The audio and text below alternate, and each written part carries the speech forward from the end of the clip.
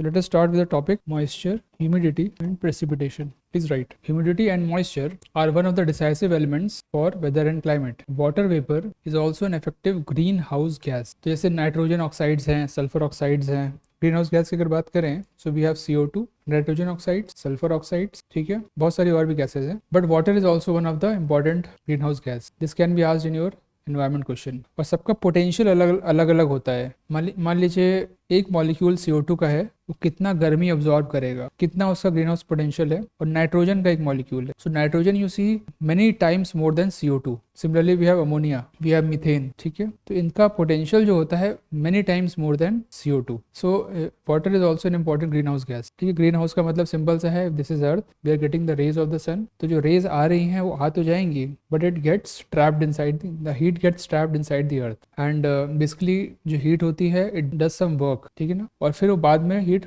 वापस एटमॉस्फेयर में रिलीज हो जाती है. So this is the concept, we have these gases. So just right, water vapour is also an effective greenhouse substance that plays a role in regulating the temperature aspects of the atmosphere. There are different ways by which moisture in the atmosphere can be measured. ठीक है, moisture को measure करने के लिए बहुत सारे तरीके हैं. उसमें जो पहला तरीका है, just write types of measures of humidity. First is absolute humidity. It is the amount of moisture per unit volume of moist air. Simple सा क्या लिखेंगे, weight of moisture upon volume of moist air. यहाँ पे dry और moist का ध्यान रखें आप लोग, थोड़ा सा रट्टा मारना है, don't get confused here. So weight will be grams और volume will be in cc.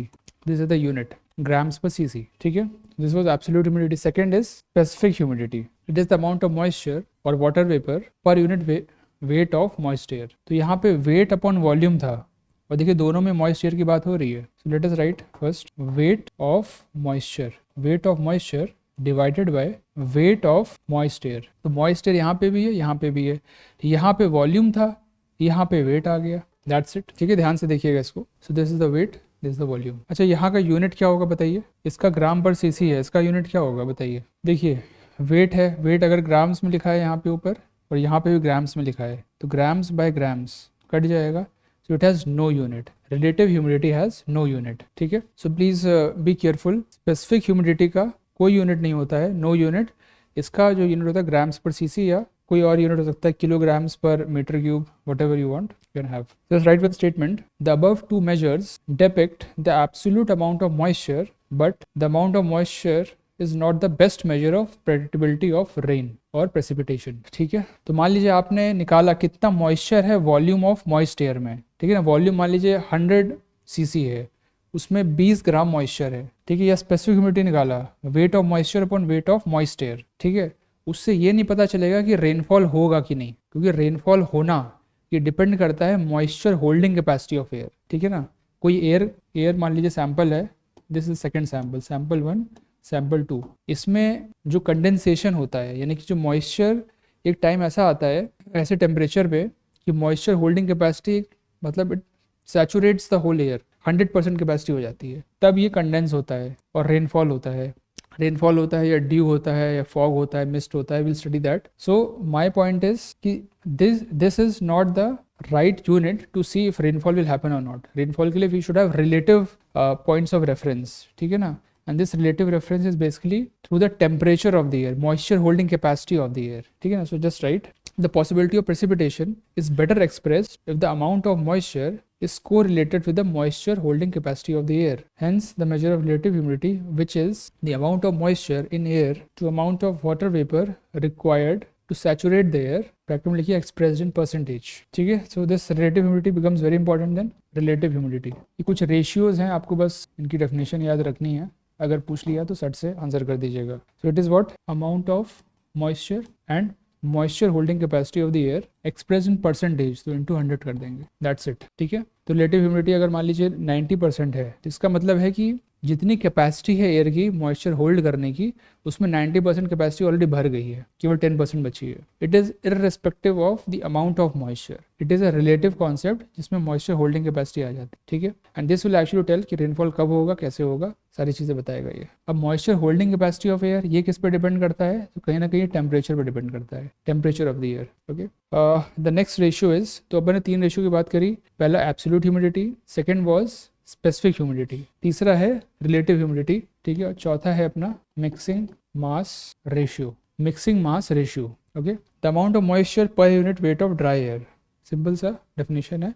Amount of moisture per unit weight of dry air. Amount of moisture wait of dry air. तो यहाँ पे ध्यान देने की बात है, this is dry air not the moist air. जो अपन ने यहाँ पे दोनों रेशियो पढ़े थे, यहाँ पे दोनों में मॉइस्ट एयर था, मॉइस्ट मॉइस्ट. यहाँ पे we have dry air. Okay, इसका क्या यूनिट होगा बताइए. Amount of moisture basically weight, this is in the weight and weight of dry air. इसका क्या यूनिट होगा बताइए. No unit. ओके फाइन, ठीक है, no unit. So this was the fourth ratio. Just these four ratios are important. So next topic, condensation and precipitation. लिखिए, condensation is the process by which gaseous vapors converts into liquid droplets. ठीक है, gas converts into liquid droplets or sometimes into ice crystals or frost or sometimes into ice crystals or frost. ठीक है, this is condensation. Whereas precipitation is a process by which condensed droplets or ice crystals fall through the atmosphere in different forms. यानी कि क्या कहने का मतलब है, gas से अगर लिक्विड बनता है तो उस प्रोसेस को कंडेंसेशन कहते हैं. अब मान लीजिए लिक्विड बन गया, हवा में है वो, ठीक है, अगर वो फॉल करता है through the atmosphere then it is called as precipitation. और ये लिक्विड भी हो सकता है, आइस क्रिस्टल्स भी हो सकते हैं, जैसे स्नोफॉल होता है. Okay, simple. तो ये हो गया. Now types of condensation. How many types of condensation we have? There are two types of condensation. First is high level condensation, जो हाइट पे होता है, हाई लेवल कंडेंसेशन. ठीक है, सो बेसिकली लाइक क्लाउड्स वगैरह होते हैं, that is high level condensation. The low level surface condensation, surface of earth पे जो कंडेंसेशन होता है, this comes under this category. So इसमें फॉग, मिस्ट, हेज, तीन टर्म्स आते हैं. फॉग, मिस्ट, हेज, तीनों में क्या डिफरेंस है ये देखते हैं अपन. ठीक है, तो ये जो है massive, if massive amount of air is getting condensed at the surface, तो ये फॉग, मिस्ट और हेज के फॉर्मेट में होता है. जैसे कोहरा कहते हैं अपन, हिंदी में कोहरा कहते हैं. तो बेसिकली फॉग, मिस्ट और haze they are the same thing, only the intensity of condensation varies. तो फॉग में ज़्यादा कंडेंसेशन होता है, या विजिबिलिटी यहाँ पे कम होती जाती है. ठीक है ना, fog is more dense, mist उससे कम है, हेज उससे कम है. तो अगर डेंस होगा तो विजिबिलिटी यहाँ पे कम होगी.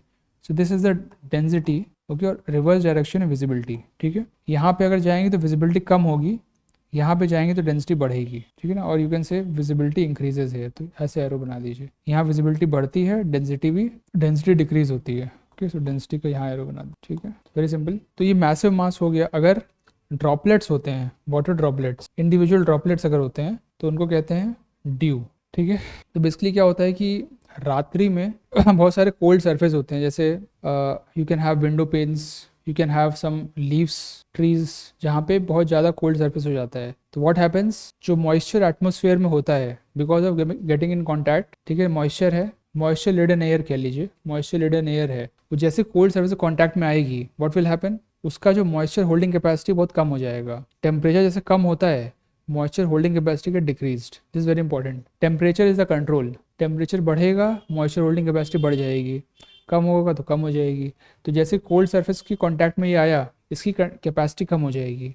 ऑलरेडी मॉइस्चर भरा हुआ था उसमें, अब कैपेसिटी कम हो गई, तो it will release the excess of moisture through condensation. ठीक है ना. तो जैसे आप देखेंगे when you wake up in the morning, अब मॉर्निंग में देखिए विंडो पेन्स हो गया, आपके ग्रासेस हो गई, ट्रीज के लीव्स हो गई, उस पर you can see some droplets, water droplets condense हुई हैं. And this specially true in winters and that is called as dew. इसको ड्यू कहते हैं. ठीक है, तो अगर ये जो ड्यू है इसका और एक्सट्रीम वर्जन पे जाएं, so we call frost. Frost में क्या होता है, टेम्परेचर इतना ज़्यादा कोल्ड होता है कि पानी की जगह सीधे बर्फ़ जम जाती है. समझ रहे हैं, जैसे ग्रास है उसमें कंडेंसेशन हुआ, कंडेंसेशन इतना एक्सट्रीम पे है कि सीधे आइस जम रहा है. ठीक है ना, टेम्परेचर इज वेरी लो, मान लीजिए ग्राउंड का टेम्परेचर -20 डिग्री सेल्सियस, तो इसमें सीधे आइस बनेगा. Okay, so this is Frost. तो ड्यू हो गया, फ्रॉस्ट हो गया, ठीक है, फॉग, मिस्ट और हेज हो गया.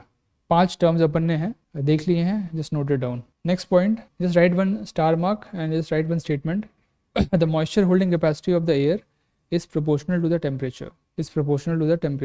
टेम्परेचर बढ़ेगा, मॉइस्चर होल्डिंग कैपेसिटी बढ़ेगी. नेक्स्ट टॉपिक, ड्यू पॉइंट और फ्रॉस्ट पॉइंट. ठीक है, अभी अपन ने देखा फ्रॉस्ट क्या होता है, ड्यू क्या होता है.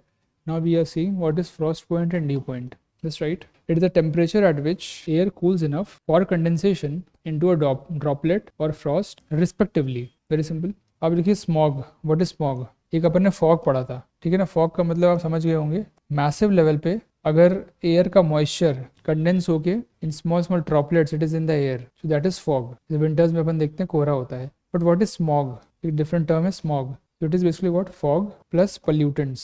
जो एयर में pollutants होते हैं वो जब fog के साथ मिल जाते हैं it becomes smog. Okay. It is basically an anthropogenic hazard. Anthropogenic का मतलब है man-made thing it is. तो industry से जो pollutants आते हैं, especially like we have various volatile organic compounds. We call them VOCs, volatile organic compounds. ठीक है, aerosols. So these are contributing in smog. ठीक है. So we are done with these terms now.